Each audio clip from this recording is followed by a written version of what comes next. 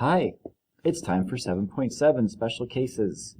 We're going to be doing a lot of the same things we've been doing in 7.5 and 7.6, but we're going to be looking at situations where we actually have a shortcut or a mathematical rule we can follow to help us as we factor.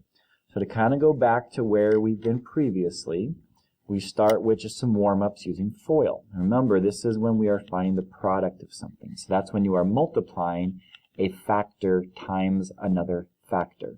We, of course, have been doing a lot of factoring, taking the product and breaking it down to the factors, but it all started with FOIL when we first learned how to multiply binomials together. So it was first term times first term, x squared, and then it was the outer terms times each other. X times minus 3 is minus 3x. And then the inside terms, 3 times x is plus 3x. And our last terms was 3 times negative 3, which was negative 9. And this actually was a special case from an earlier lesson, when they're saying the same thing, but the signs are opposite. So here we have an addition sign and here we have a subtraction sign. What ended up happening was the two middle terms actually canceled each other out because you had a minus 3x and a plus 3x, and all you were left with was an x squared and a minus 9, and that was our answer. Well, today we're going to look at how we factor something like this to get back to a binomial times a binomial. Another situation we also looked at previously was, well, what if you're multiplying the same thing by itself? Well, if you're using FOIL, it's still first, x squared, outer, x times 3 is 3x, inner, 3 times x is 3x, and last, 3 times 3 is 9. Now in this situation, these didn't cancel, it was just the same thing twice. And so they were like terms, x squared plus 6x plus 9. Okay, and that was our final answer. Well, now we're going to look at, all right, well, what if we start with something like this? Is there a rule or a shortcut we can follow to get back to the two binomials that produce it? And so what we're actually going to be doing, this is called finding the difference of squares. Now we're going to start with the word difference. When you see the word difference, you should be thinking subtraction. So we'll go ahead and write in the word subtraction. And then this word right here, squares. What does that mean? Well, we're talking about perfect squares, or meaning when you take the square root of something, the result is a whole number or an integer. So for example, we know that the number 16 is a perfect square, because when we take the square root of it, the answer is 4. If we take the square root of 25, the answer is 5. If we take the square root of 81, the answer is 9. They are producing a perfect square or an integer value. Well, similar, we can do that with variables.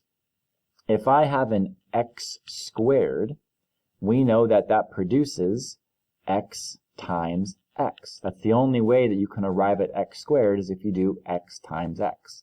So x squared actually is a perfect square, because if you take the square root of x squared, you get the answer of x. So now, knowing that, when we look at the difference of squares, what we're going to be doing is the first value, which in most cases will just be the variable, so it could be an x, a t, it's represented by a right now to stand for the leading coefficient of our term, and then the b value is the number that's being squared.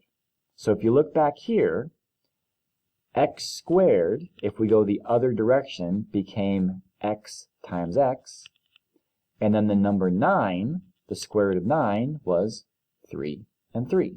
So both of these terms, the a term was x, and the b term was 3. Well, x as the first term squared is x squared, and then 3 as 3 squared becomes the 9. So there's 4 rules we're going to follow here. Identify the a term and the b term. So you're looking at a situation where it's something squared minus another number, and both the a value and the b value are what were called perfect squares. So we identify the a term and the b term. Well, the a term in this one is the first value, which is just s.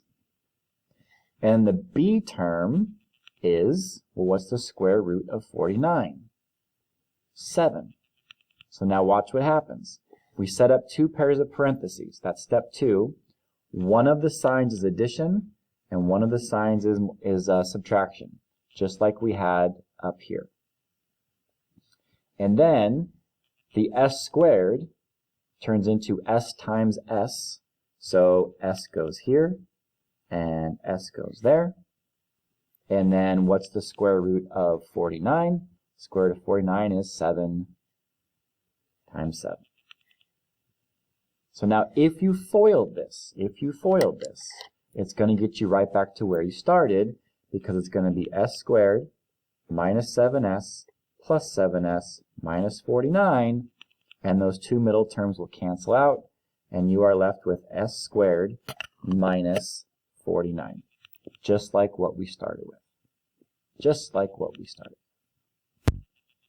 So now using the shortcut, we say, all right, t squared, that makes t the a term, and then 81, the square root of 81 is 9. We do an addition sign, we do a subtraction sign, t as the first term here, t as the second term, or the first term of the second parenthesis, and then we have a plus 9, and we have a minus 9. And that is our shortcut. Now, the third example is a little bit different, because this is not in standard form. If we write it in standard form, it actually becomes negative x squared plus 16. Okay, well, we could do that, but we don't really like this negative here. So we're actually going to factor out a negative 1. And the reason we do that is because if I factor out a negative 1 from this negative x squared, it becomes x squared. If I factor out a negative 1 from the 16, it actually becomes minus 16. And now what you're looking at is, oh, this looks just like this one and this one. So now my a term is going to be x. My b term is going to be 4, because the square root of x squared is x, and the square root of 16 is 4. So then I go x here, x there, and I have addition sign and subtraction sign, and I have a 4 and a 4. Now the only thing I need to make sure I still have is this negative 1 needs to still be on the outside. All right, let's look at some more examples on the next page. All right, so these ones are set up where there's a pattern with the middle term, where it's either double the a times the b number in the middle and its addition, or it's double the a times the b term and it is subtraction. And notice, if everything's addition here, then it becomes a plus b squared. If there's a subtraction here, it's a minus b squared. Now remember, a plus b squared just means it's going to be the same thing multiplied by itself. Same thing over here. If it's a minus b squared, that just means a minus b times a minus b. And so there's some shortcuts here. So again, if the middle value is double the first and third value multiplied together, we know that this is called a perfect square trinomial. And the first term will still be a perfect square, the variable squared. The last term will be a number that is a perfect square. So down here, what we look at is, all right, we have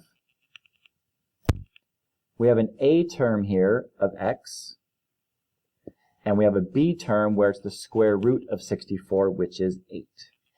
And notice that 8 times x together is 8x, but then this middle term is double that. That's where that rule comes from. So therefore, we can just say it's x plus 8 squared, because this, if you FOIL it, produces that. Over here, the square root of 9c squared is 3c.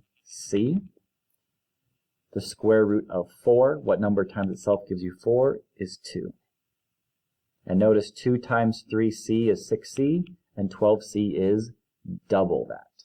So this is that pattern. So we go 3c plus 2 squared. Then the only difference in number 6 is that this is a subtraction sign. So we already know this is going to be a subtraction sign.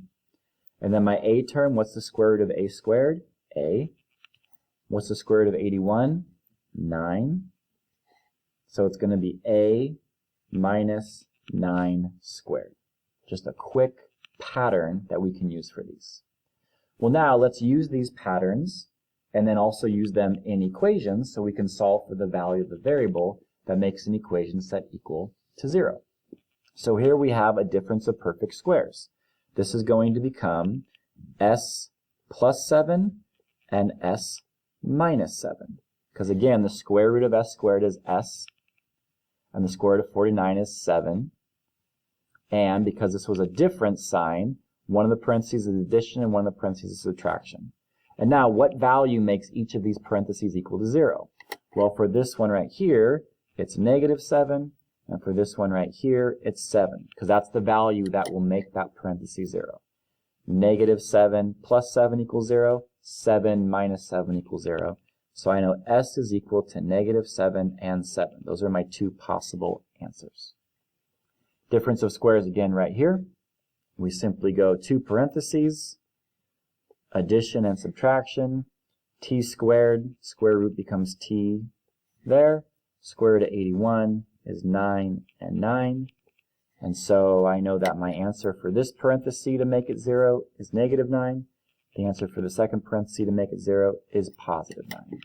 So I would say that t equals negative 9 and 9. And the last one here, now again I'm going to do it in standard form. And so we factor out, well first we rewrite it as negative x squared plus 16. Then I'm going to factor out a 1, and we're going to do x squared minus 16. Okay, and then what I have left is negative 1, two parentheses.